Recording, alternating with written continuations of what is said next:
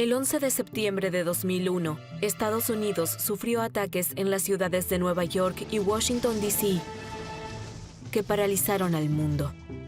Al-Qaeda, un grupo terrorista de Afganistán liderado por Osama Bin Laden, se atribuyó la autoría de los atentados. Apenas 2 días antes, el 9 de septiembre, Bin Laden mandó a matar a su único oponente, el comandante Ahmad Shah Massoud, un héroe de la resistencia afgana.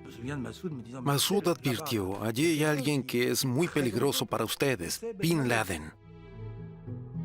5 meses antes de los ataques del 11 de septiembre, Massoud había advertido al mundo durante una visita a Francia.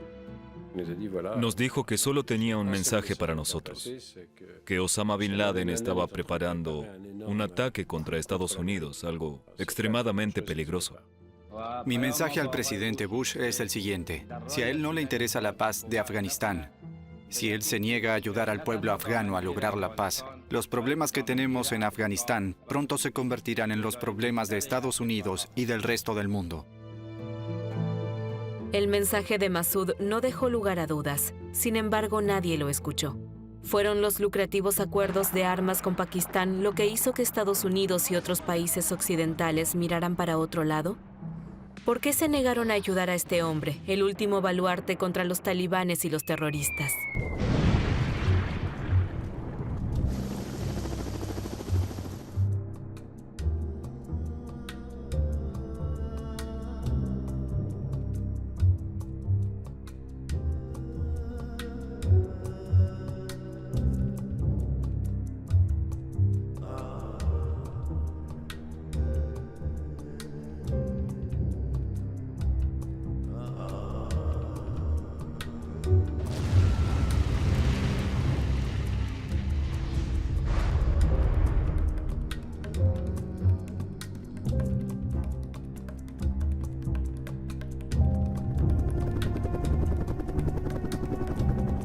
Tras 10 años de una guerra en la que los soviéticos intentaron tomar el control de Afganistán, los ocupantes se rindieron y se retiraron en 1989. Cuando el régimen comunista colapsó en Kabul 3 años después, el país se encontraba en una guerra civil entre rebeldes de diferentes etnias, tayikos, uzbekos, hazara y pastunes. Afganistán se hundió en el caos. De esta guerra civil surgió un nuevo movimiento, el Talibán. En idioma pastún, Taleb significa literalmente estudiante de teología. Los talibanes son fundamentalistas islámicos que se han dedicado al estudio de la religión. Su máximo líder era Mullah Muhammad Omar, un acérrimo fundamentalista que aceptó en sus filas a terroristas de Arabia Saudita y Yemen, yihadistas de Al-Qaeda y a su líder Osama Bin Laden. En septiembre de 1996, los talibanes conquistaron Kabul y la mayor parte del país, introduciendo un régimen islamista tiránico y la Sharia o ley islámica.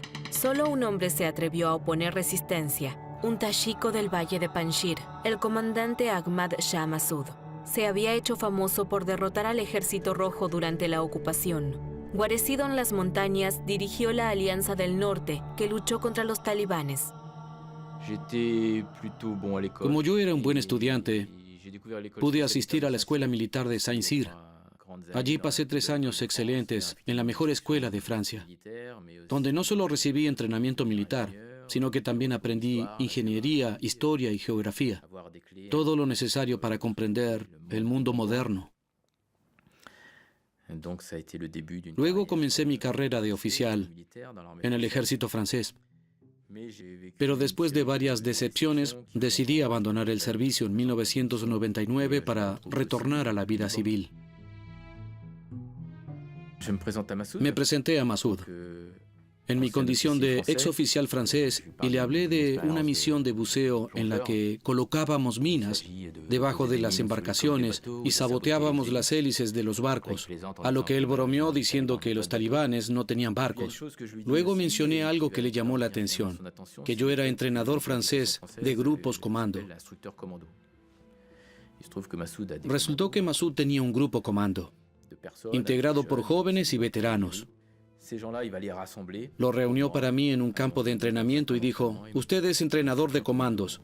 Haga lo que sabe hacer. Enséñenles lo que quiera. Tiene carta blanca. En ese momento teníamos alrededor de 15.000 combatientes en diferentes frentes.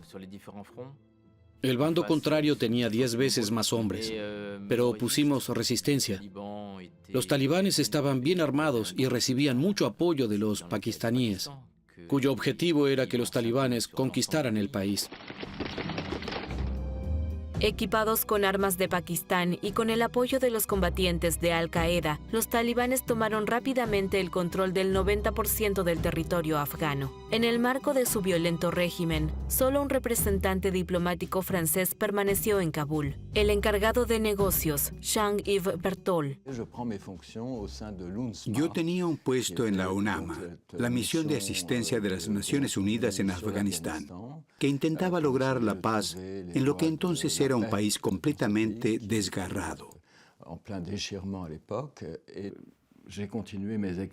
Continué mi trabajo en Afganistán e incluso llegué a ser encargado de negocios en la época en que, lamentablemente, los talibanes tomaron el control del país.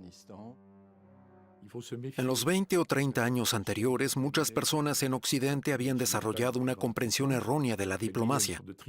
Y en una especie de triunfalismo occidental, pensaban que solo hablaríamos con personas que compartieran nuestros valores. Eso es absurdo. La diplomacia existe exactamente por la razón opuesta. Está pensada como una alternativa a la guerra para resolver conflictos. Se basa en la voluntad de dialogar con todas las partes para comprender su posición. Luego pueden ajustarse los niveles de discusión y su simbolismo, pero en cuanto nos dimos cuenta de la fuerza con que los talibanes controlaban Afganistán, ya no pudimos ejercer ninguna influencia, aunque creíamos que debíamos ayudar a Massoud sin entrar en contacto con los talibanes.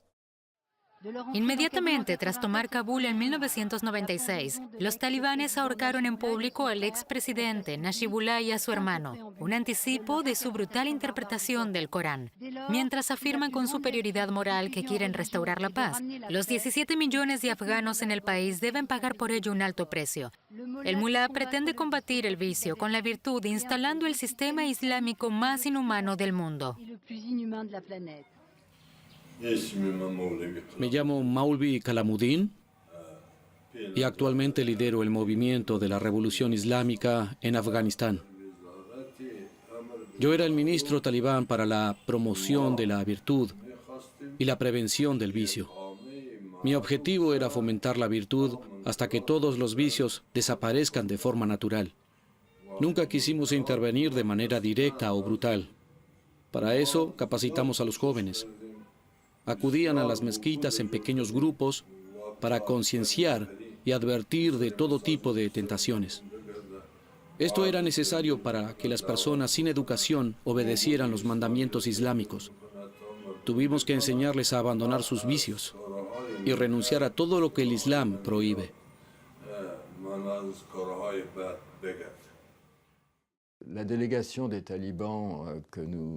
delegación talibana que invitamos a Islamabad para las negociaciones de paz se hospedaba en un pequeño alojamiento junto a nuestras oficinas.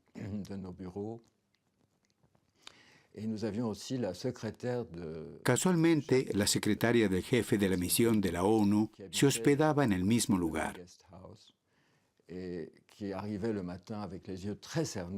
A la mañana siguiente se presentó a trabajar muy cansada, porque los talibanes habían estado viendo pornografía en la habitación contigua hasta las 4 de la mañana.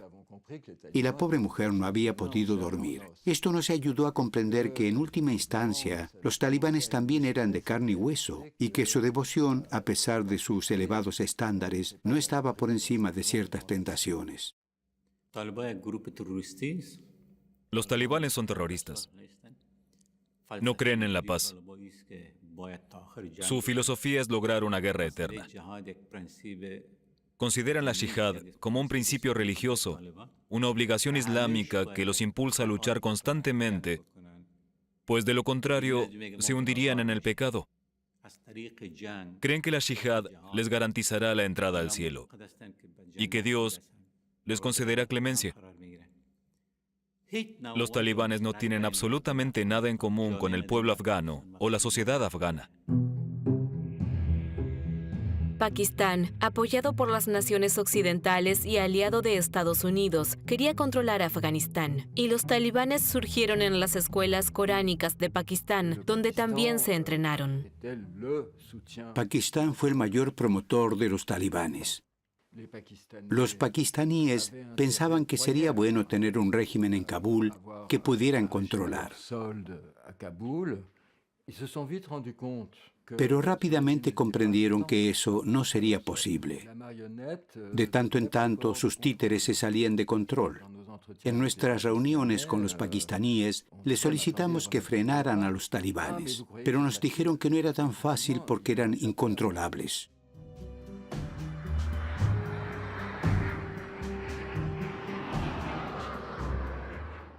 Los estadounidenses no tenían en Afganistán una contraparte real. Les resultaba imposible reconocer al régimen talibán. No podían permitirse verse asociados con ellos. La visión estadounidense de Afganistán fue a través de los ojos de Pakistán. Pakistán era un aliado de Estados Unidos y les decía que los talibanes eran parte de la cultura tradicional afgana y que tenían que aceptar ese hecho.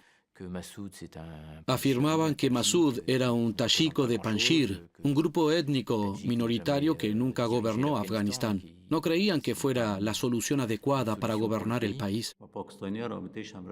Los pakistaníes no tenían una buena relación con Ahmad Shah Massoud. Ellos sabían que él nunca habría reconocido a un gobierno títere pakistaní. Y veían esto como una resistencia y una oposición directa hacia ellos, lo cual era cierto. Mi hermano jamás hubiera aceptado un gobierno pro-pakistaní en Kabul. Esa es la verdadera razón por la que Estados Unidos nunca lo ayudó, sin importar lo que afirmen.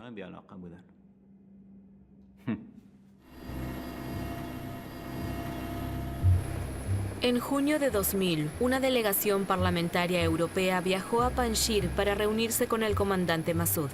Estaba encabezada por el general Philippe Morillon, que anteriormente se había desempeñado como comandante de las fuerzas de la ONU en la antigua Yugoslavia y era un reconocido defensor de la paz. La visita había sido impulsada por un viejo amigo de Massoud, Bertrand Gallet, que trataba de concienciar políticamente sobre el conflicto en Afganistán. Sean todos bienvenidos en Afganistán.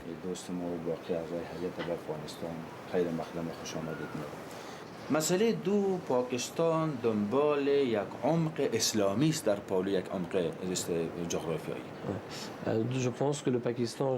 Estoy convencido de que los intereses de Pakistán son de índole más bien religiosa que geográfica.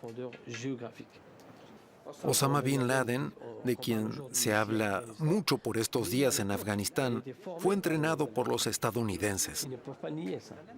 No pueden negar eso. En ese contexto, él ha tomado el control de las principales madrasas, las escuelas coránicas de Pakistán. La resistencia contra ellos es muy grande.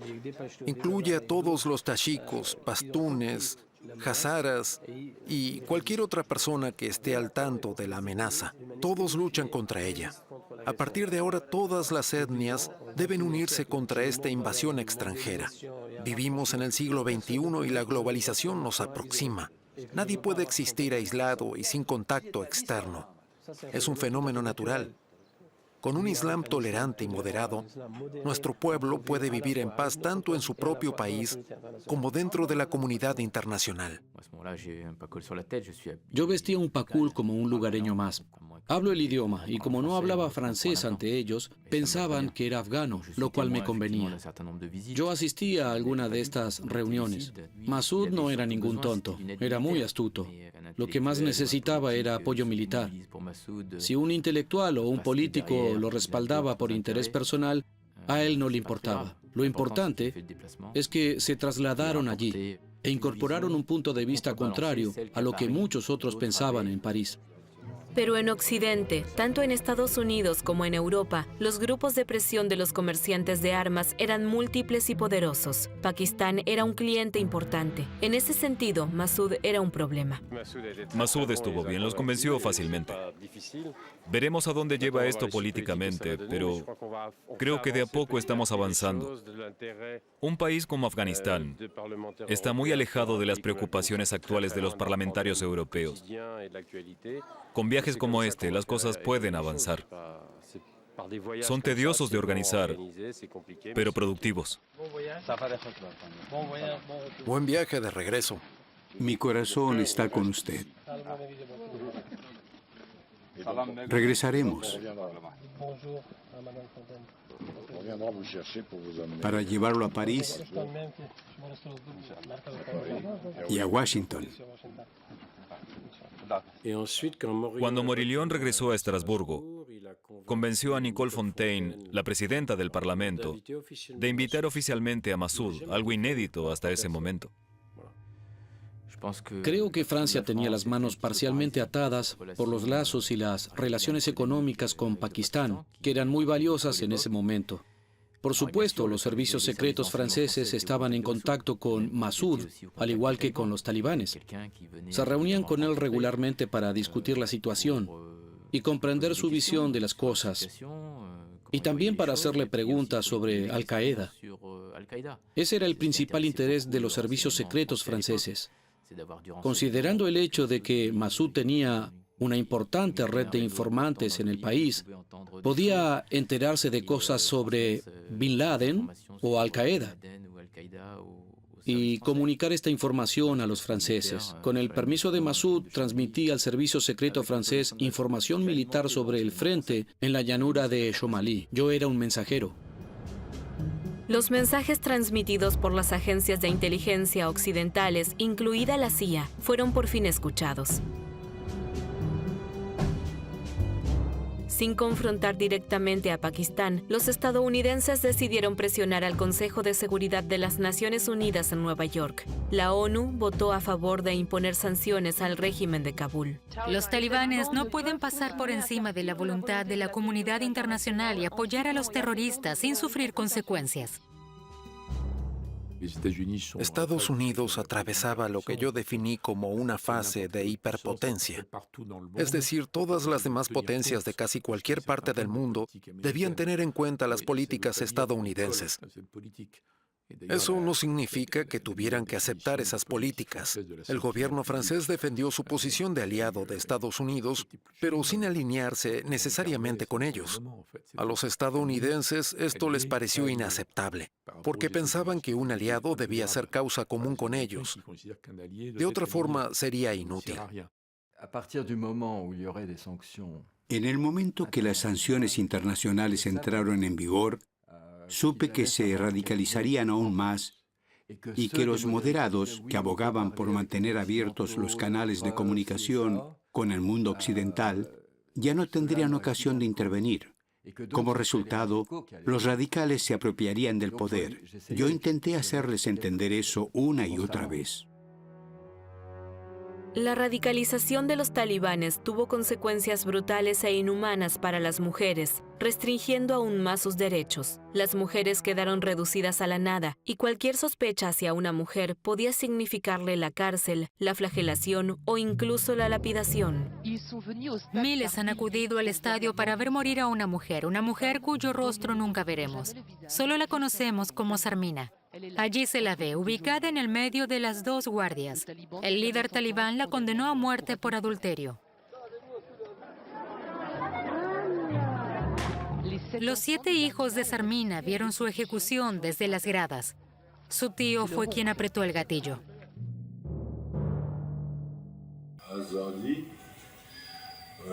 Es incorrecto afirmar que las mujeres no tenían libertad.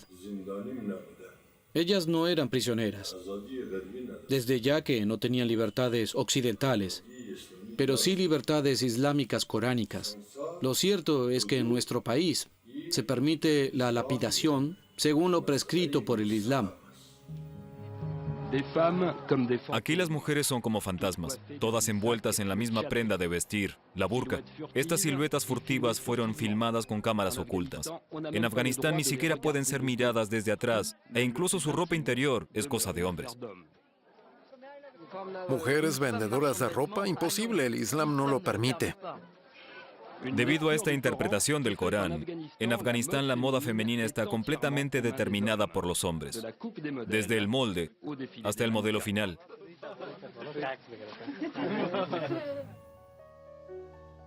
Antes de que los talibanes invadieran Kabul, las mujeres desempeñaban un papel importante en la sociedad afgana. Ocupaban el 80% de los puestos administrativos y constituían un tercio del personal médico. Massoud promovió la igualdad e hizo campaña por el regreso de las mujeres a la vida pública. Massoud creía en los valores fundamentales del Islam, que le dan a las mujeres un espacio y el derecho a la educación. Ellas son parte de la organización de la vida política y creo que Massoud apoyó esas ideas. Grupos de mujeres acudieron a él solicitándole que firmara un estatuto por los derechos de la mujer, cosa que también hizo. Él concordaba con todo lo que ellas presentaban, estuvo de acuerdo con todo. Sin embargo, agregó una frase que decía que esas disposiciones debían respetar la cultura afgana. Otro signo de la radicalización de los talibanes fue su deseo de destruir todos los símbolos no islámicos. Tras prohibir a los niños jugar con cometas, escuchar música y tomarse fotos, ahora rechazaban la contemplación de obras de arte. El gobierno afgano, con la ayuda de Francia y un protocolo firmado en 1921, había promovido la arqueología nacional. Al destruir la arqueología en Afganistán, los talibanes querían demostrar que el país no tenía otra cultura que la enseñada en los seminarios pakistaníes.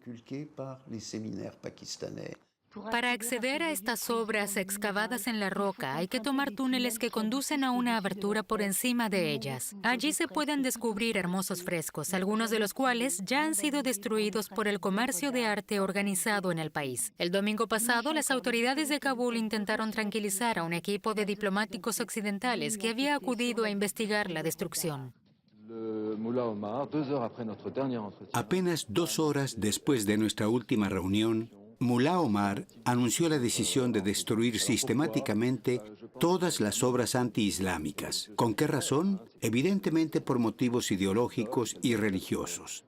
Para ellos, estas estatuas representan ídolos y por lo tanto deben ser destruidas. Pero esa también es una clara señal de radicalización. Me comuniqué con el ministro de Exteriores y le dije que tenían que entender que si lo hacían, su imagen quedaría dañada para siempre.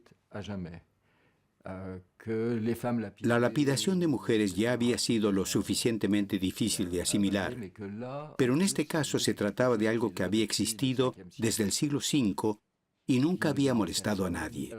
Le dije, si realmente tiene miedo de que la gente venga a adorar estas estatuas, estoy seguro de que puedo encontrar una empresa dispuesta a hacer cobertores y donarlos. Pueden cubrir las estatuas y simplemente correr a los cobertores cuando la gente venga a admirarlas en su esplendor en lugar de a adorarlas. Dijo que era una gran idea y que se la transmitiría al Mullah Omar. Me prometió que estos budas no serían destruidos. Me dio su palabra.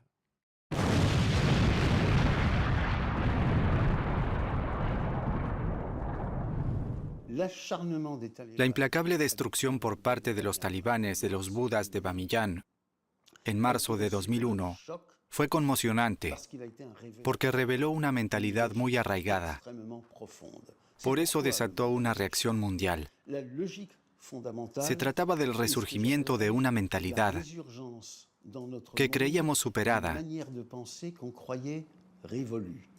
a saber, que los monumentos y obras de arte de otras civilizaciones transportan mensajes ideológicos y representan una amenaza religiosa y por lo tanto deben erradicarse por completo.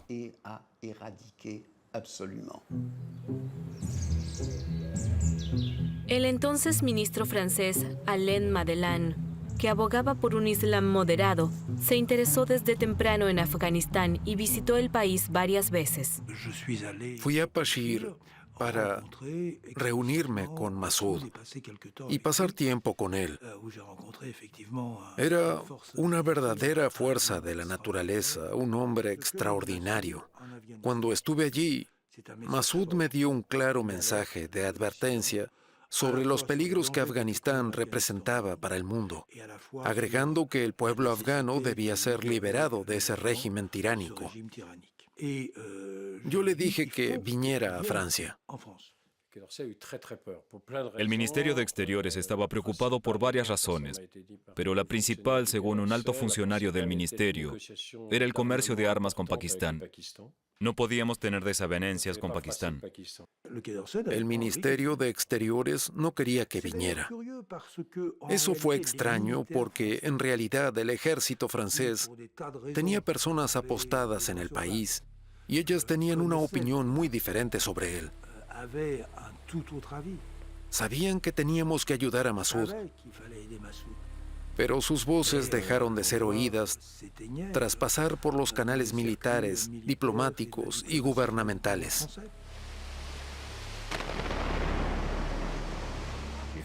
Hablé con la gente y les ofrecí soluciones.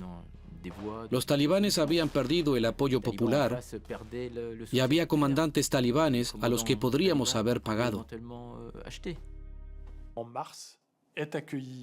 En marzo, el Ministerio de Exteriores francés invitó a una delegación de talibanes.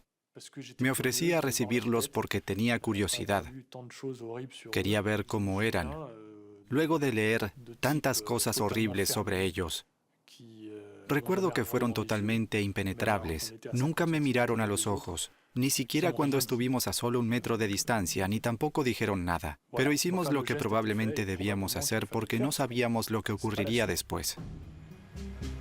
Esta visita en marzo de 2001 se llevó a cabo bajo el máximo secreto, sin cámaras ni medios de comunicación presentes. La diplomacia exigió que ambas partes estuvieran satisfechas para no poner en peligro el negocio de armas con Pakistán. Tras viajar a Francia por invitación del Parlamento Europeo, Massoud hizo su primera escala en París. Tuvimos buenos intercambios con el señor Bedrin, aun cuando la reunión se llevó a cabo con gran celeridad. Comenzó con el desayuno, seguido de conversaciones que desembocaron en profundos debates. Fue entonces cuando se dieron cuenta de que estaban discutiendo con un líder real que se encontraba al mismo nivel que ellos. Después de eso, mantuve muchas otras reuniones con el señor Bedrin. Él siempre mencionaba ese primer encuentro con el comandante Massoud. Pero era obvio que no habían confiado en nosotros antes de esa reunión. Estaba entusiasmado por venir a París y se alegraba mucho de ser recibido por el ministro, lo que se asocia con cierto prestigio y estatus. Luego solicitó más ayuda en forma de entregas de armas a través de DGSE. Trató de ganarse el favor de la comunidad internacional y de demostrar que su lucha era justa y que su enemigo representaba una seria amenaza, no solo para él, sino para todos. No logró mucho más que conversaciones. Me dijo que Francia no le había dado ni un solo cartucho. Lo dijo en Dari, levantando su dedo meñique. 5 meses antes del 11 de septiembre, Massoud viajó a Europa para transmitir un mensaje. Mi mensaje al presidente Bush es el siguiente. Si él no le interesa la paz de Afganistán, si él se niega a ayudar al pueblo afgano a lograr la paz, los problemas que tenemos en Afganistán pronto se convertirán en los problemas de Estados Unidos y del resto del mundo. Massoud fue recibido y escuchado. Habló en Francia y Europa. Y por supuesto hubo algunas personas que realmente quisieron ayudarlo. Pero también hubo muchas, quizás más influyentes, que tenían una opinión contraria. Calificaron a Massoud de fundamentalista, al igual que a todos los demás, considerándolo como alguien que nunca tendría un futuro político en Afganistán y en quien no se debía confiar.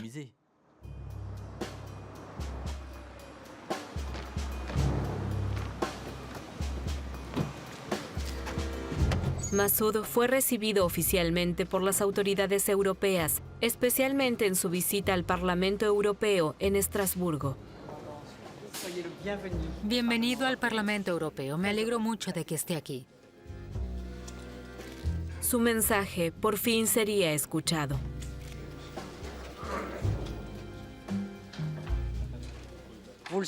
Todos ustedes saben que el Parlamento Europeo lleva mucho tiempo preocupado por la situación en Afganistán, por las graves y repetidas violaciones de los derechos fundamentales y la dignidad humana, por la terrible situación de las mujeres, por la hambruna que amenaza al país y por los refugiados.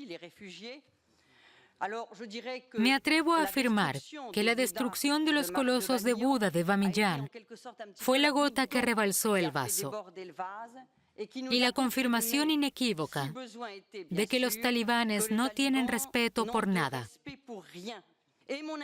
La invitación expresada por mí es principalmente un reconocimiento político de lo que representa el comandante Massoud, pero también debo decirles que el embajador de Pakistán me escribió una carta cuando su gobierno se enteró de que yo había invitado al comandante Massoud.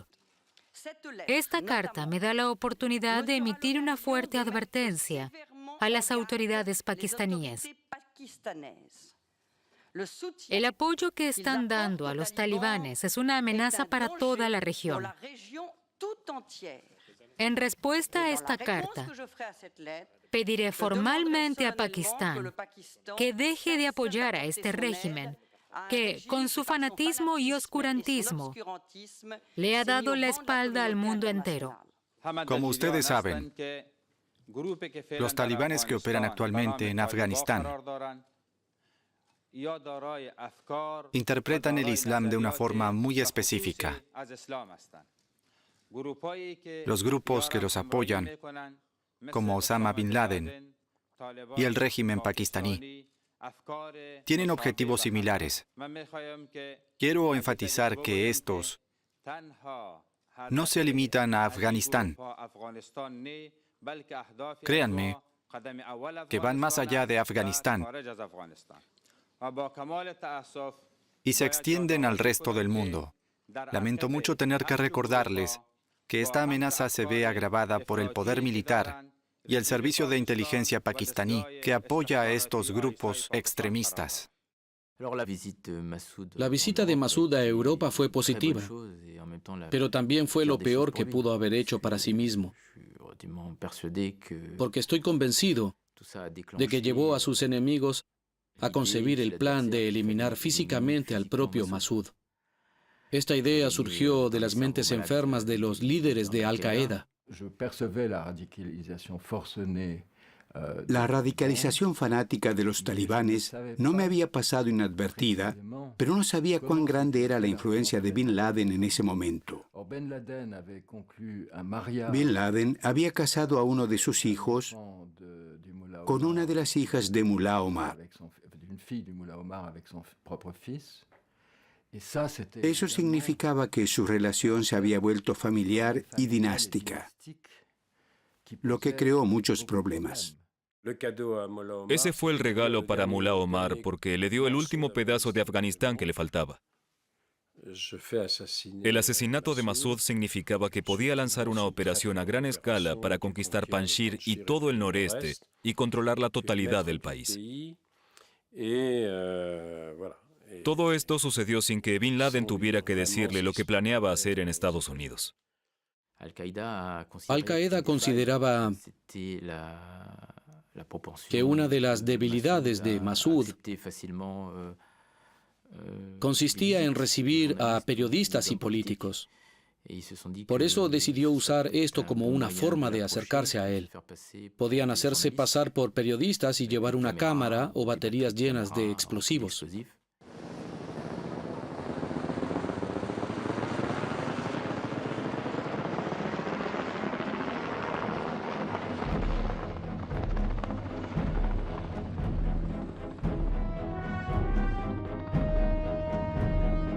El 9 de septiembre de 2001, 2 atacantes suicidas de Al-Qaeda se reunieron con Massoud.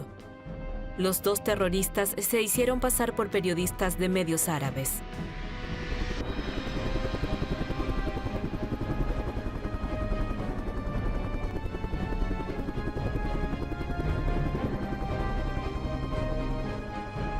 Fahim Dashti, uno de los fieles colaboradores de Massoud, es uno de los 2 únicos testigos que aún están vivos. Siempre me resulta difícil hablar de los hechos del 9 de septiembre de 2001. Para mí son recuerdos horribles, los peores de mi vida.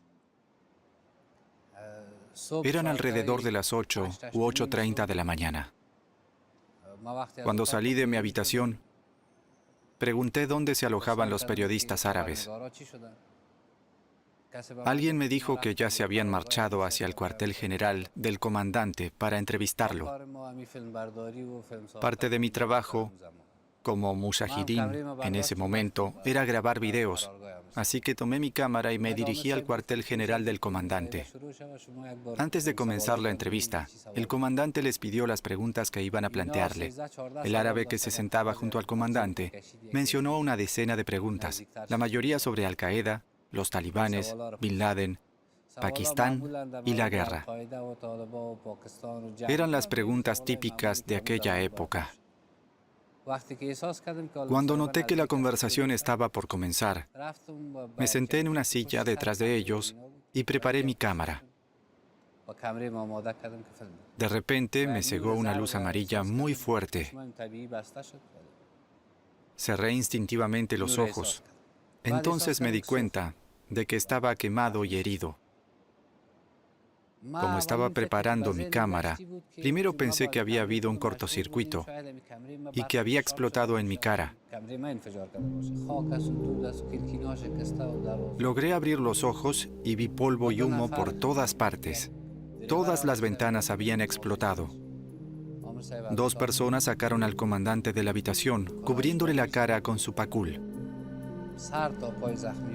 Tenía heridas en la cabeza y las piernas, pero la más grave era en su pecho. Cuando mataron al comandante Massoud, comprendí por primera vez lo enorme que era la responsabilidad que este hombre había portado hasta entonces sobre sus hombros. Todo dependía de él. Millones de nosotros nos dimos cuenta y no éramos lo suficientemente fuertes para asumir esa responsabilidad. Una vez leí una frase en un libro: «Hay de una nación que necesita héroes». Cuando el comandante aún estaba vivo, pensaba que el autor de la frase era un estúpido, que no entendía que era maravilloso tener héroes, que era una suerte enorme. Pero cuando Massoud falleció, comprendí a lo que se refería el escritor. Lo que quería decir era que es triste cuando las personas necesitan un héroe, porque cuando éste desaparece, todo está perdido.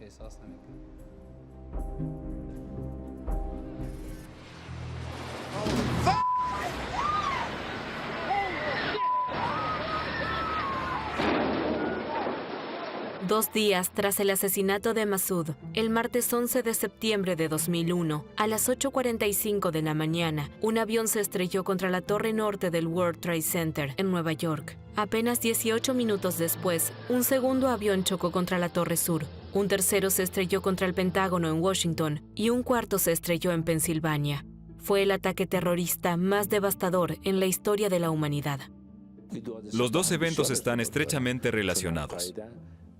Antes de los ataques del 11 de septiembre, Al-Qaeda quería exterminar al líder de la resistencia para acabar con la resistencia contra los talibanes en Afganistán. Bin Laden comprendía muy bien que Massoud era su enemigo. Quizás pensaba que tras el ataque a las Torres Gemelas habría una represión en Afganistán. En caso de que se diera tal represalia, antes debía eliminar a Massoud, porque este representaba el mayor peligro para él. El resto se resolvería solo, pero la conexión entre los 2 eventos es completamente evidente. Tras el 11 de septiembre, Estados Unidos persiguió a Osama Bin Laden como al enemigo público número 1. Intervinieron militarmente en Afganistán. Con la ayuda de los estadounidenses, las tropas del asesinado comandante Massoud liberaron Kabul en noviembre de 2001.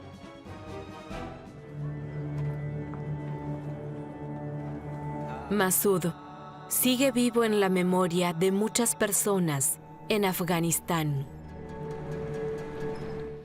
Lo que más lamento es mi fracaso personal. Creo que Massoud contaba conmigo, al menos un poco. Él confiaba en que yo transmitiera su mensaje. Pero eso no funcionó. Y por eso es un fracaso personal de mi parte. Sin embargo, el fracaso colectivo es aún mayor que mi fracaso personal. Todo esto es como una tragedia griega, un drama absoluto para Afganistán. Dejamos que la historia siga su curso. Y más allá de la pelea que hayamos dado, los acontecimientos tomaron un giro hacia lo peor. Y eso es así hasta el día de hoy.